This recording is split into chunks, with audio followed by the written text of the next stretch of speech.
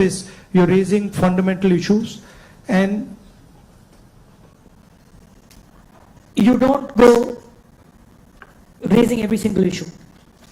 You focus clearly and you're like, okay, this is important, I got to raise this. This is something important, I got to fight for this. This is something important, I got to fight. So you choose your battles much more carefully.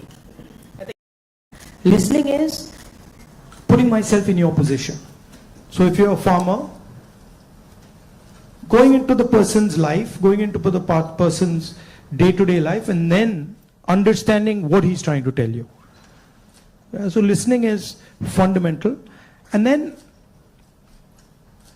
understanding the deeper dynamics. So you then are not just swimming around on the surface, you're raising fundamental issues, and you don't go raising every single issue. You focus clearly and you're like, okay, this is important, I got to raise this. This is something important, I got to fight for this. This is something important, I got to fight. So you choose your battles much more carefully. I think you hit it on the head, that prioritization. So, very good definition of political strategy or business strategy. Understand clearly what you don't want to do. So don't sit there doing 50, 100 different things. Understand clearly, जो नहीं करना है, उसको पहले समझो, पहले कर दो. And then उसमें से 3-4 चीजें निकलेंगी, and then that's what you got to focus on. Well, I think back to the students, that's what we talk about. So this time you're hearing from Mr. Gandhi himself about prioritization. Now, a few things that you mentioned just takes me back a few months. A very unprecedented event happened in terms of the Yatra. Personally, for me, a 30-minute walk on the treadmill, you can see 4,000 kilometers and connecting with people in a very different way. How has that changed your perception about people, and how has it helped you connect with people differently? See, the first question to ask is, why were we walking 4,000 kilometers?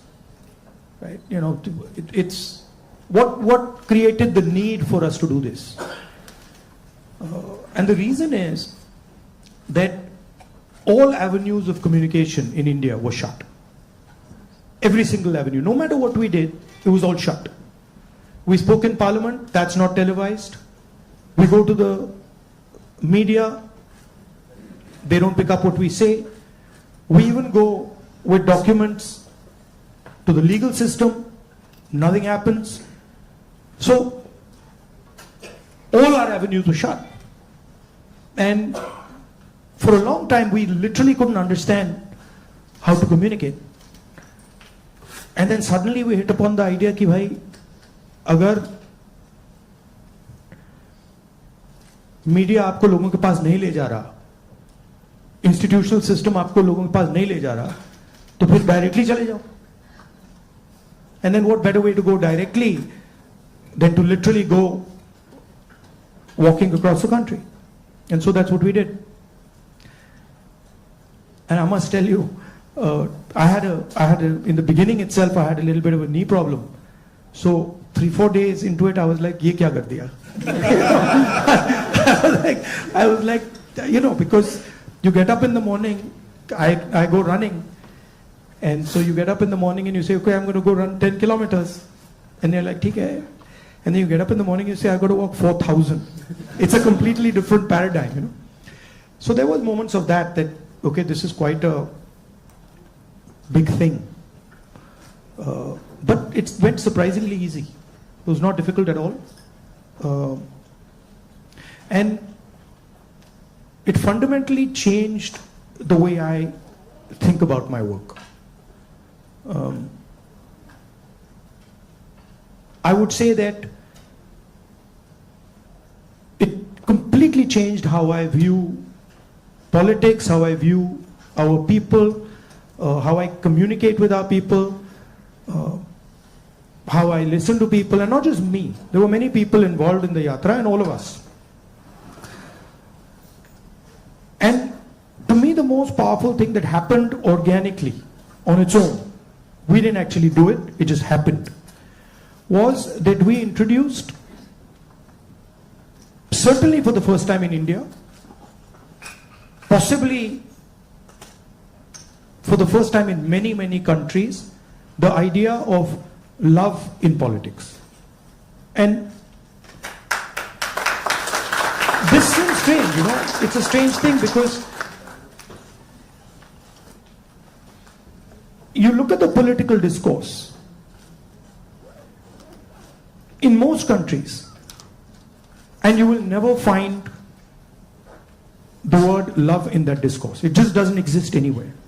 You'll find hatred, you'll find anger, you'll find unfairness, you'll find corruption, you'll find all these words.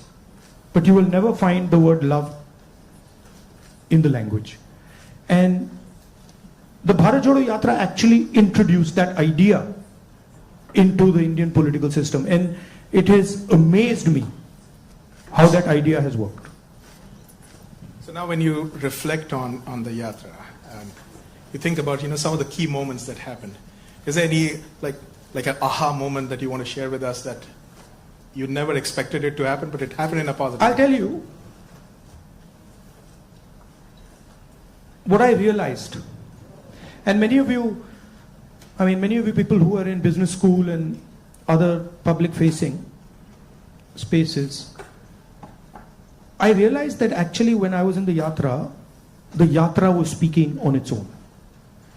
So I realized that I was there, but pretty much everything that was coming out of my mouth was actually coming from the Yatra, not for me.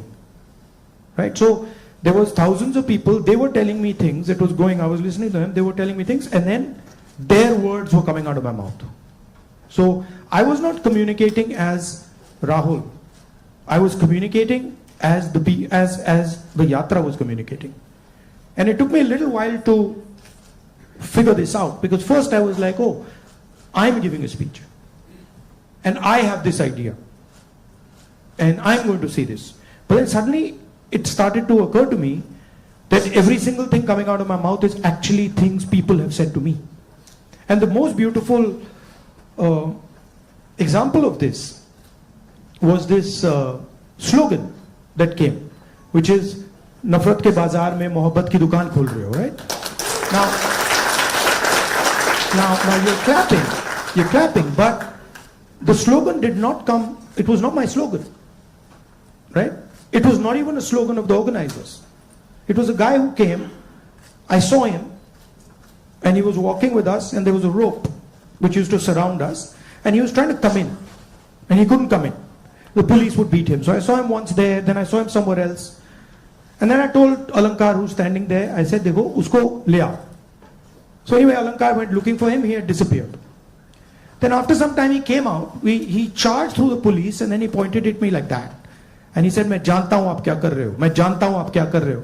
So I said, "क्या कर रहा हूँ?" He said, "आप नफरत के बाजार में मोहब्बत की दुकान खोल रहे हो." Right?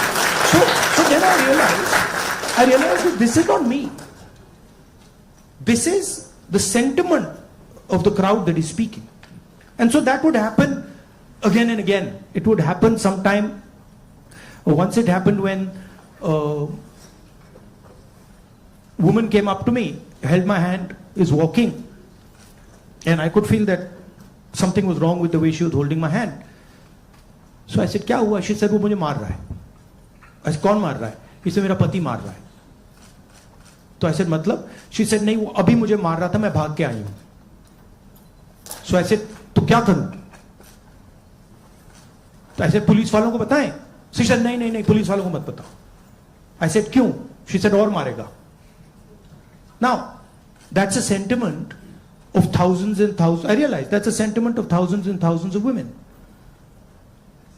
That they're being mistreated, they're being treated violently, but they can't say anything. It's hidden. Right? So now when I'm speaking to you right now, I'm saying these things to you, it's not me. It's that girl who's saying it to you. I just transmitted it. So that's the job, in my view, of a politician, is to listen to sentiment, to understand sentiment deeply, and then to give it to other people right? Like I can see the faces here of the women versus the men. And when I'm saying that, I can see the faces of the women are different. They're reacting completely differently to what I said because they're understanding that. They're like, oh yeah, I've been through that before, right? So that's the idea. The idea is not that Rahul Gandhi has some fantastic vision for the country and now he's going to project the vision to the country. The idea is, what is the country saying? What is the country feeling? Right? So, in our system, I always used to wonder why this idea of sort of annihilation of the person. You know, if you look at Mahatma Gandhi, you see him in a sense destroying himself. You know, when he's in university, if you see his pictures, they're very nice suit, very nice hair combed, and then slowly you start to see that those things start to fall away. His clothes fall away, his fancy suits fall away, everything falls away. So there's a sort of almost a destruction of the person taking place. And you can see this in many of our leaders. And the reason it's happening is because the person is actually dying and the voice of other people is taking over, right? I don't know, I'll give you an example. Do you know what devta means in the term devta? Do you know what it means? Yes. No. No, it doesn't mean God. The deity. No, it doesn't mean the deity. So devta in India actually means a person whose internal feelings are exactly the same as his external expression. Meaning he's a completely transparent being. Right? It does not mean God. So if this person tells me every single thing that he believes or he thinks, and he tells it to me, that's the definition of devta. Right? It's the idea that you destroy yourself. Right?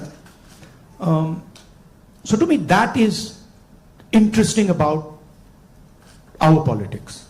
How do you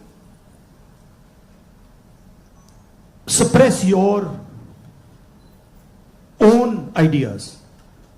Right? How do you suppress your own fear, or how do you suppress your own greed, or how do you suppress your own ambition and absorb other people's fear, other people's ambition?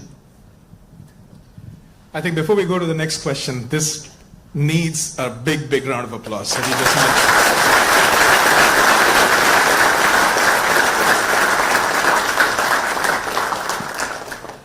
If you look at our big leaders, and historically, and you can see extreme, so you can see a Buddha who's extreme, you can see Bhagwan Ram, same thing,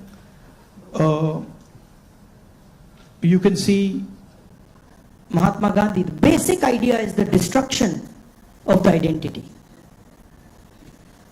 The basic idea is the destruction. No. The basic idea is the destruction of the self, right? And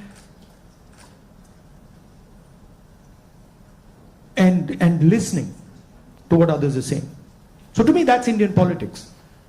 That's the heart of Indian politics, and that's what an Indian leader is. That's how an Indian leader is different than, say, an American leader. An American leader will say to you, listen, we got to go there, I'm going to take you there, promised land, let's go. Indian leader attacks himself. Gandhi essentially attacked himself. Totally different concept.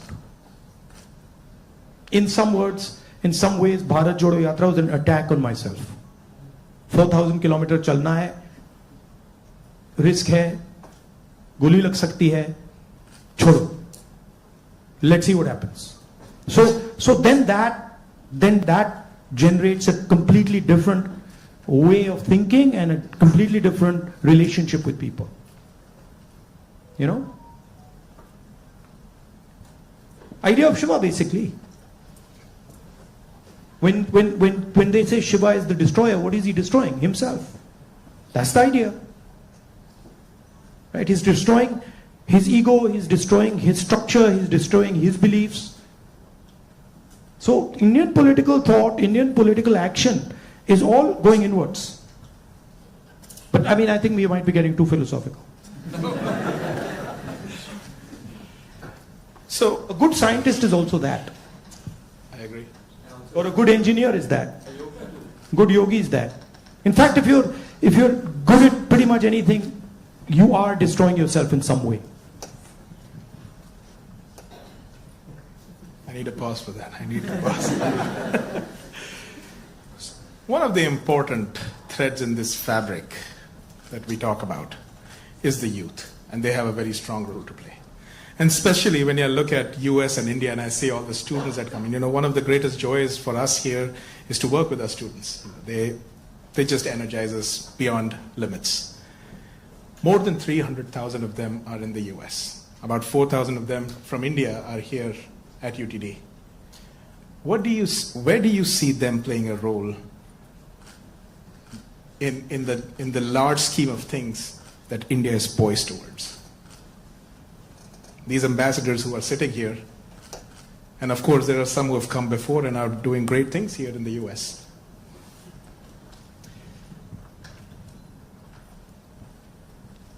In one way, there you are a bridge between the rest of the world and India. So you have ideas and values that you bring to the United States. And often those ideas and values might not be understood so easily in the United States. Right? There's a different cultural ethos, different cultural system here. But your ideas are as valuable as anybody else's. In the same way, they also have a culture, an ethos here. Today I met some young guys just before I came here who came to the United States, not students, but people who, driving trucks and stuff like that. And they were saying to me, look, I said, what do you like about the United States? And they said that what we love about the United States is the idea of equality. That a truck driver in the United States gets respect. And as a truck driver in India, there's no way I could get respect. Right? Equality is a very powerful idea. And it's an idea that can help India in huge ways. So if you take back the idea of equality, take back the idea of fairness, that's a very powerful thing. So I think you should see yourself as a bridge. And the other thing is, what I've noticed in my life is that individuals can do huge things. And often it's individuals who you don't expect are going to do big things that do it. So system will say to you, university might say to you, these are the best students. And you'll find that actually the guy who's going to make change is sitting somewhere else in the back.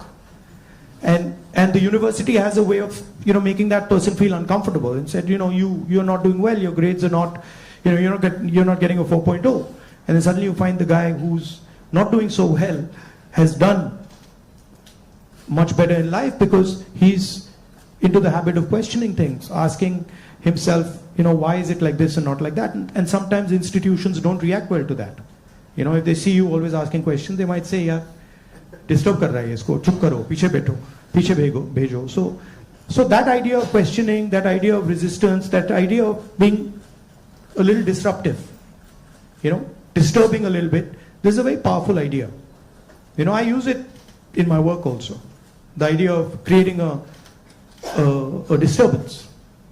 If Bharat Jodo Yatra was a disturbance. Politics is going on like this, let's disturb it. We don't like the way it's going on, we want to do it like this. So I think that's powerful.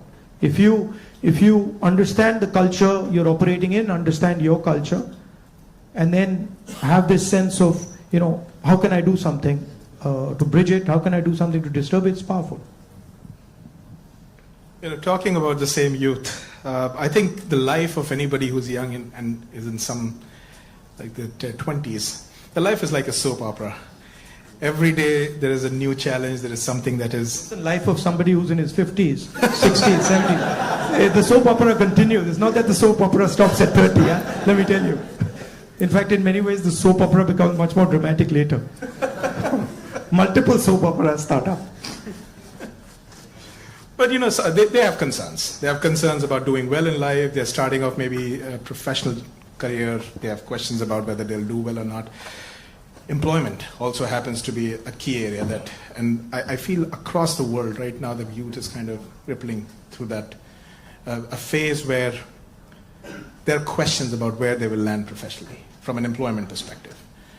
So when we connect any sentence which has the word youth and employment in the same sentence, it's a cause of worry at a lot of places at a lot of different levels. What do you have to say about employment and our youth? See, first of all, let's be clear. Not everywhere on the planet has an employment problem. Okay? The West has an employment problem. India has an employment problem. But there are many countries in the world that don't really have an employment problem. China certainly doesn't have an employment problem. Vietnam doesn't have an employment problem. So there are places on the planet that are not struggling with unemployment. There's a reason. If you look at the United States in the 1940s, 50s and 60s, they were the center of global production. Anything that was made, cars, washing machines, TVs, all made in the United States. Production moved from the United States. It went to Korea, it went to Japan, eventually it went to China. And if you look today, China is dominating global production. You go to India, you look at the phones, you look at the furniture, you look at clothes, you'll see on the back, made in China. That's a fact, right? So what has happened? The West, America, Europe, India has given up on the idea of production and they've handed it to China. The act of production creates jobs. What we do, what the Americans do, what the West does, is we organize consumption. Okay? Uber is organizing consumption. Okay? Foxconn is organizing production. Mahindra organizes production. Bajaj organizes production. These are the guys who create the jobs. And that is the problem. You're never going to employ India using IT, using consumption. It's not going to happen.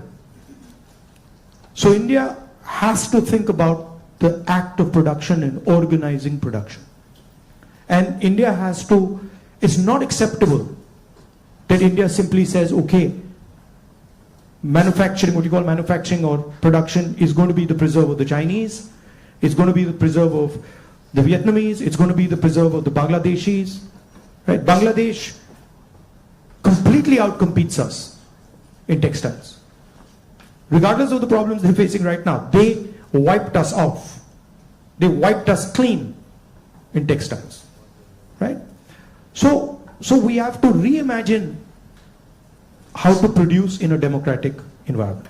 Until we do that, we will face high levels of unemployment.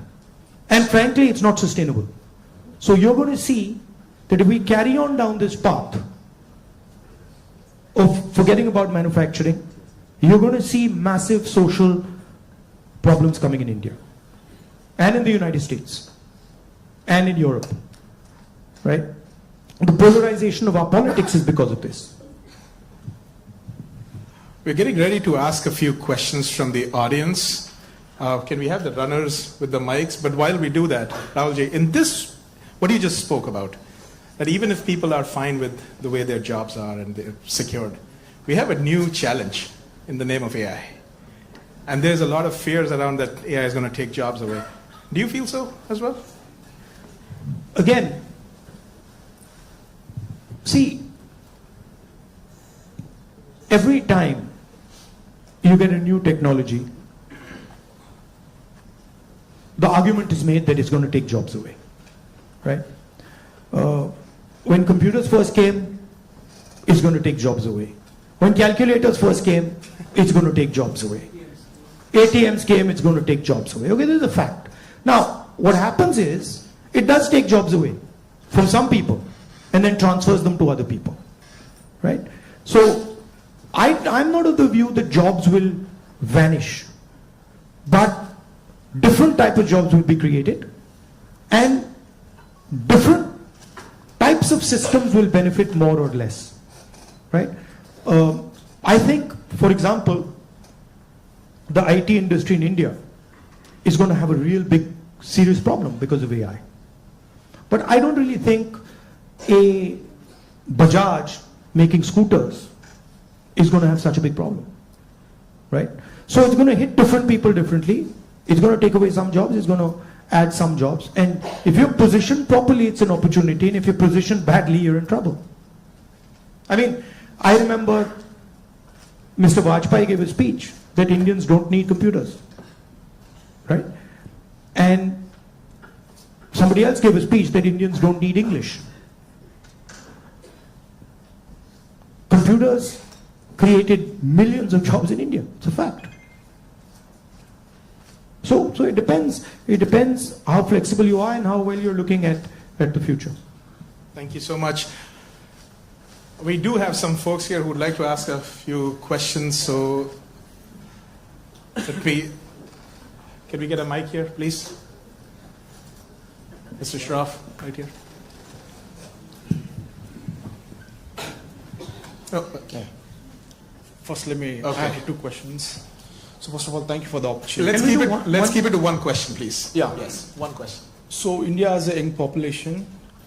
So what are your plans to modernize the education system and bridge the gap between the education system and employability? That is the first question. Let's keep it to sure. one, please. Thank you. Nimish. Should I just answer this one or you want to get to, okay. I'll try. I think many people say that India has a skills problem. I don't think India has a skills problem. I think India has a skill respect problem. So India doesn't respect people who have skills. But I don't think there's any limit on the skills that are already available in India. Okay? Second, our education system doesn't connect with the business system. So you have a business system that is operating on its own, and you have a sort of ivory tower education system. And the education system in no way connects deeply with the skill structure of India. So I think bridging that gap, linking those two systems of skill and the education system, vocational training, I think is fundamental. I think currently huge problem in the education system is the ideological capture. So, you know, feeding ideology through the education system. Most of our vice chancellors today are placed by the RSS. It's an organization that has a very particular perspective on life, on history, on the future. That's really damaging. Having one organization that is placing all its people in our education system, I think that's damaging. So ensuring that people who run our education system are independent, are not, you know, ideological, or are not committed to sort of a particular way of thinking, I think is important. Thank you. Dr. Gupta. Rahulji, I have a question. What's your vision of creating growth in the industry, manufacturing? No, I don't see. Again, what what I think is not as important as what the large mass of Indian people think, right? One problem that you simply cannot solve if you continue on the direction we're on is giving our blue collar workers jobs. You simply, if you carry on this road, you simply cannot do that, right? The only way you're going to give our large mass of people jobs is if you start producing things, if you start manufacturing. And the foundation of manufacturing, you don't just start manufacturing cell phones, right? It is a sequence, right? So you have to go up the value chain if you want to manufacture. A lot of people say, oh no, you can manufacture cell phones directly. Well, cell phones are not being manufactured in India. Cell phones are being assembled in India. It's a different thing. Meaning components are coming from China and those components are being assembled in India, right? The reason China can develop those components is because they have a huge infrastructure that has manufactured many different things, many different types of things before. So you cannot get away from that basic stuff. And I think you have to have a vision for production. For example, our GST is designed against production. It rewards consumption, it punishes production. States that produce are harmed, right? Large monopolies, huge monopolies, harm production, right? They influence the policy regime so that players cannot produce. So these are some of the things that you would have to look at if you want India to start producing. I'm convinced India can produce with no problem. I'm convinced that India can take on China if you start aligning the country for production and if you start respecting skills. I'm absolutely convinced of it. And states like Tamil Nadu have already shown it. Right? It's not that Indian states have not done it. Pune has shown it, Maharashtra has shown it, Tamil Nadu has shown it, Karnataka to an extent has shown it. Right? So it is being done. But it's not being done at the scale and with the coordination that it needs to be done. I'll give you an example. You take any district in India, you will find that there is a historical network that produces there. You go to Moradabad, you will find brass, right? You go to Mirzapur, you will find carpets. You go to Bellary, you will find jeans. So each district has a traditional network of production. Now, how much support are those people getting? You want to create a brass industry, create it in Moradabad. Open the banks to them, infuse technology, support them, and I guarantee you, they will take on China. Right? And you can do it in every district. You support the Bellary jeans industry, you put in a couple 100 crores into that thing, you open the doors of banks to them, I guarantee you they'll get to work. Right? But currently, I mean a simple statistic, 16 lakh crore rupees of bank loans have been forgiven to 25 people. 25 people. Right? Do you realize how many industries you could set up with that? And they've just been forgiven. Right? When we forgive farm loans and we say, okay, we're going to forgive 70,000 crores for all India's farmers, the press suddenly jumps up and down. And 16 lakh crores have been forgiven without a word. And whose money is it? It's taxpayers' money. Where's it come from? It's come from your pockets. So why should 20 people get this massive free gift? Why should one person, suddenly have all the ports, all the airports, all the defense contracts? What is happening when you do that? You're taking away money from people. Instead of having one business that runs all the airports in the country and one business that runs all the ports, you could have 10, 15, 20, right? So it's all destruction of economic activity. Thank you. We can take something on this side. Can we have the mic? Can we please have the mic here? Rakshit, go ahead.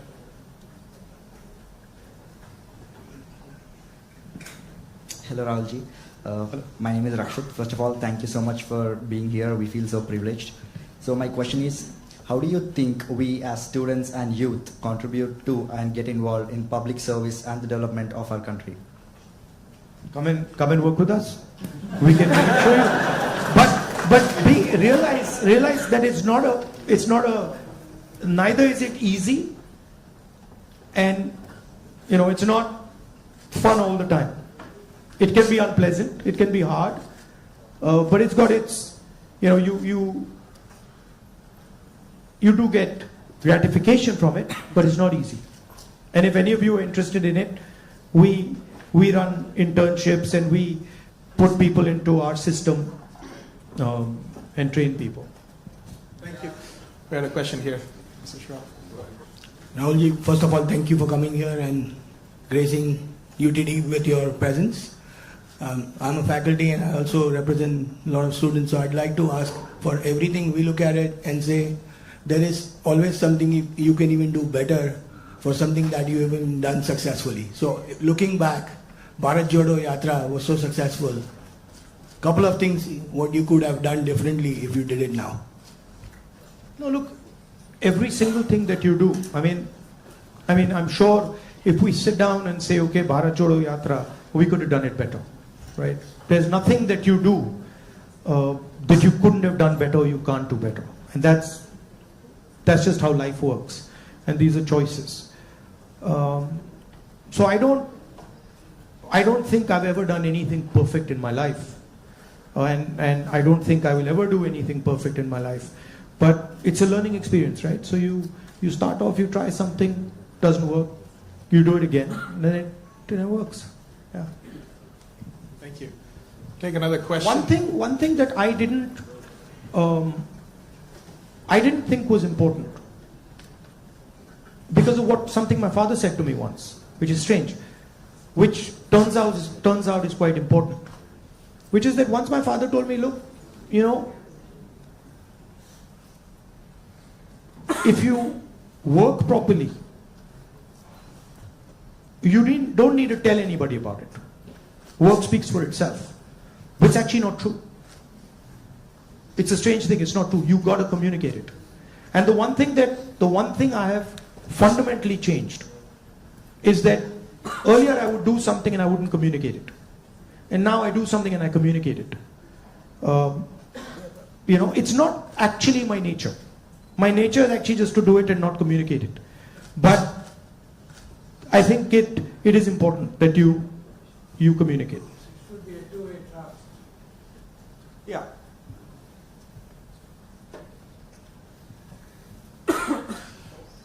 All right.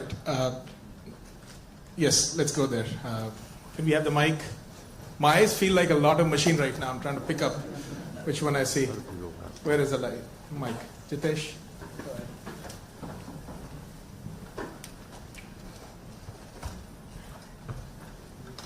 Thank you, Rahulji.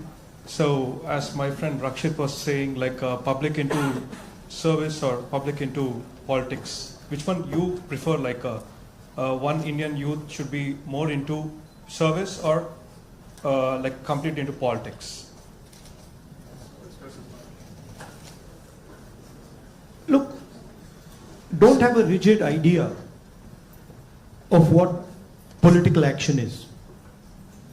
And in the same way, don't have a rigid idea of what service is. Those two can overlap, right? Politics is much broader than fighting elections or giving speeches, right? Politics is about influencing how people think, and you can be very political and not be directly involved in the political system, right? Or you can be deeply involved in the political system and not be doing politics at all. So I don't think you should think that those are two different avenues. You should do what you like. And in what you like, you can do politics without a problem. I think we have time for another couple of questions, right? So, Dr. Mehrotra, can we have the mic here, please?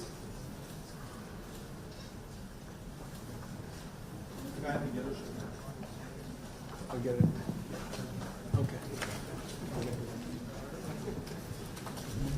First off, thanks a lot for being here. It's a rare opportunity and we're truly grateful. To me at least, and I could be wrong here, it almost seems like there are two Indias. One that is reaping the benefits of the growth that we see, and then one that's being kind of bypassed. There's still unacceptably high number of people living in abject poverty who don't even have access to the very basic of quality education. What vision do you have to ensure that this India that's kind of been cut off at least gets some benefits, and that it's a little more equitable, the benefits of India's economic growth? There are clearly two Indias, and very small percentage of people benefit from India. The vast majority of people don't benefit from it. And if anybody talks about building a country, talks about progress, you simply cannot ignore this fact, right? If you look at our institutions, our businesses, our legal system, anywhere, you will find that it's captured by a very, very small percentage of people. Now, one of the things that I keep saying is that in the 21st century, you need data. And you need to understand the extent of this capture. I think when people actually understand the extent of this capture, they will be shocked, right? And so, for example, the idea of a caste census is a way of shining the light on this capture, right? It amazes me when people say, oh, there shouldn't be a caste census. It's like saying his leg is broken and there shouldn't be an X-ray. Why not? Right? What's the problem? What's the problem with an X-ray? Second thing is the issue of skill, right? You've heard of the Eklavya story? You've heard of the Eklavya story? Yes. If you want to pin down what is happening in India, it is millions and millions of Eklavya stories every single day. The people with skill, their thumbs are being cut off. They're not being allowed to operate. They're not being allowed to thrive. And it's happening across the board. So, respect for skills, supporting skills financially through technology, that's how you'll unleash India's power. You're not going to unleash India's power by empowering 1%, 2% of India. And, it's not interesting for me. So, I'm very passionate about this. I'll give you an example. Sometime back, when we were in government, we were talking about skill development. And the gentleman who was running, he was appointed by Manmohan Singh Ji for skill development. He came to see me. And we were having a conversation. And he was explaining to me how he was going to build ITIs. And he was going to put trainers inside ITIs. For plumbing, for hair cutting, for carpentry, for stuff like that. And I was listening to him. And I asked him a question. And what I said was, look, you're building these ITIs. And I gave him an example. I said, let's say you want to train 1 million barbers. Now in your model, what you're going to do is you're going to have these ITIs, whatever, 1,000 of them across the country, and you'll train these barbers. But that's not where the barber's skills lie. That ITI is not where the barber's skills are. The barber's skills are with the barbers. So I said to him, why don't you do this? Why don't you set up certification centers? And then go to every single barber in India and say, listen, this is what we'd like you to train. For every guy you send to our certification center, we'll give you X amount of rupees. So let's say you have, whatever, 1 million barbers in India. And you go to 1 million barbers and you say, listen, you guys have the skills. We want to train barbers. And now start training barbers. And for every guy you train, send him to the certification center. And the moment we find that he's certified and he has been sent by you, we pay you. How long will it take you to 1 million barbers? 2 months? 3 months? Right? He just looked at me as if I was crazy. Right? Because for him, the skill isn't there. The skill isn't the ITI. But actually the skill is with the barbers, with the plumbers, with the carpenters. Those guys have the skill. That's the skill network. So why are you not using it to train? Just recently I was driving past Sultanpur and I walked up to this shoemaker. It was amazing because the guy says to me, I said, what's your biggest problem? He says, I've been working here for 40 years and nobody has ever respected me. So he says to me, the only man who has ever respected me is my father. Right? So I was thinking about this. And then he says to me, there was this scheme. And they said that, they've got this scheme for shoemakers. It was in Lucknow somewhere. So he says, so I, went to Lucknow. And I said, so what did they do? They said they're going to teach me how to make shoes. He says, but I've been making shoes for 40 years. And I could teach those people how to make shoes. Right? So it's a fundamental disconnect with where the skills are. There's no shortage of skills in India. There's shortage of respect of skills in India. So you want to find the best carpenters in the world, they're sitting in India. But nobody respects their skill. Nobody actually tells them we believe in you and we want you to build something. Right? So you can't build industry without respecting skill. Thank you. Maybe we are in time for one last question. So the lady here in the stripes, can we get the mic to her? And I request our ISA officers to come on this side, please, on the stage, while we do that. Go ahead. So as we all know, the female labor participation in India is quite abysmally low, and no country can ever progress or become developed with only 50% of their population working. So what would Mr. Gandhi's plan be for increasing our labor participation of women? And not just labor participation. It starts with a bad attitude that Indian males have towards women. And I don't mean every single Indian male, but a large number of Indian males' attitudes towards women is just, it's ridiculous, right? So it starts there. And it's a particular way of thinking about women. And we see it in the political system, we see it in the business system, we see it everywhere. So I'm very big, number one, on political participation of women. Reservation bill to start with. Ensuring that women get into business. Ensuring that women are supported financially if they want to open their business. And then making sure that it is made easier for women to participate, right? Women have their own particular issues that you need to take care of before they can start to participate. So I think the first thing is of thinking of women the same way you think of men, right? That they can do anything men can do, if not better, and that they are equal and better in many, many things.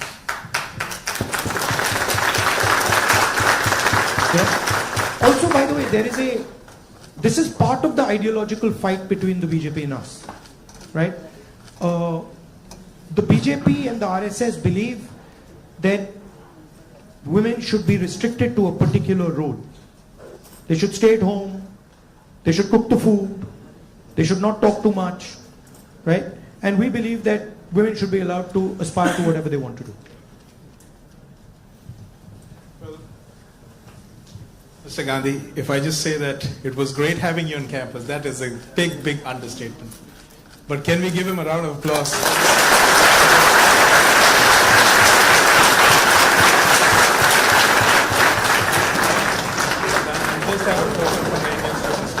All right, at this point, folks, let's be in our places. Mr. Gandhi, once he exits the room, we can all, in an orderly fashion leave. But I would like a few of our ISA officers here, who are the organizers for the event, to just present a token to Mr. Gandhi here.